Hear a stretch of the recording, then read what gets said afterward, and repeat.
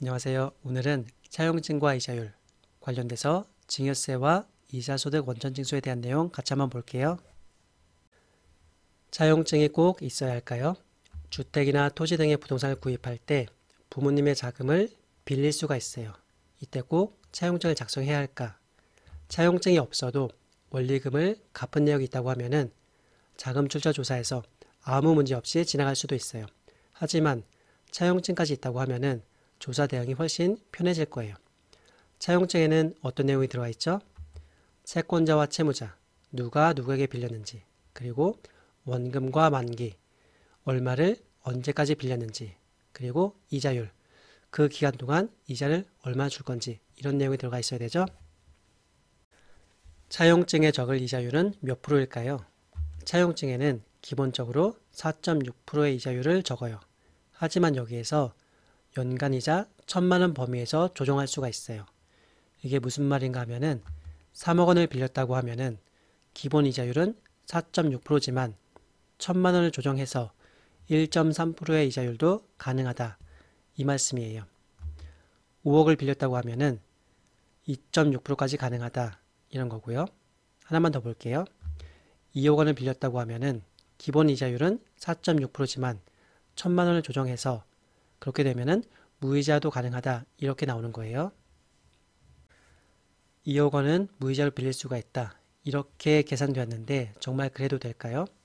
그럴 수도 있어요. 다만 이자가 없는 대신에 매월 일정 원금을 갚는 것이 좋고 나머지 잔액은 만기에 가서 일시에 상환하는 것이 좋아요.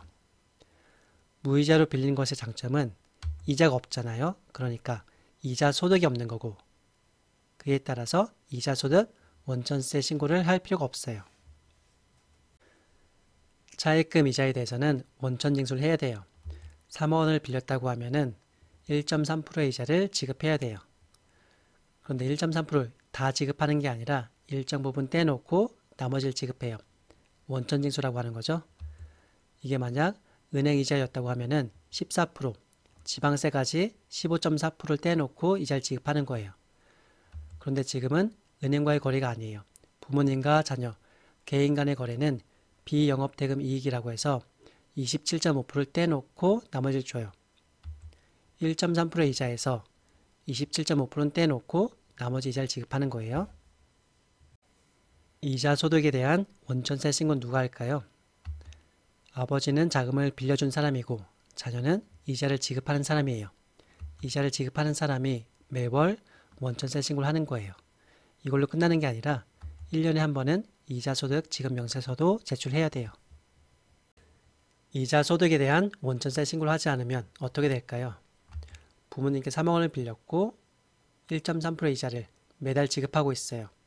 이때 우리가 제일 무서운 거는 세무서가 이 거래를 무시하고 차용증을 무시하고 증여세를 부과하는 거예요. 그런데 세무서에서 증여세 조사가 나왔다고 해도 우린 지금 차용증에 있고 이자 지급 내역이 있잖아요. 다만 원천세 신고를 하지 않았을 뿐이에요. 이때는 세무서라 하더라도 증여세를 부과하기는 쉽지 않을 거예요. 3억 원에 대한 증여세 조사는 잘 막았지만 종합소득세는 다른 얘기예요. 지금 매월 이자가 32만 5천 원이에요. 1년을 치면은 390만 원이고요. 1년 이자가 2천만 원 되지 않아도 원천세 신고를 하지 않았다면은 종합소득세 신고 대상이에요. 자금 출처 조사에서 증여세 조사가 제일 큰 문제긴 하지만 이거를 문제없이 막았어도 이보다 마이너한 종합소득세 문제가 생길 수도 있어요. 차용증 관리의 첫 번째 목적은 증여세 부과를 피하는 거예요. 이 부분이 이미 확실하게 관리되어 있다고 하면은 그 다음으로 원천세 신고를 할지 이걸 선택해야 돼요.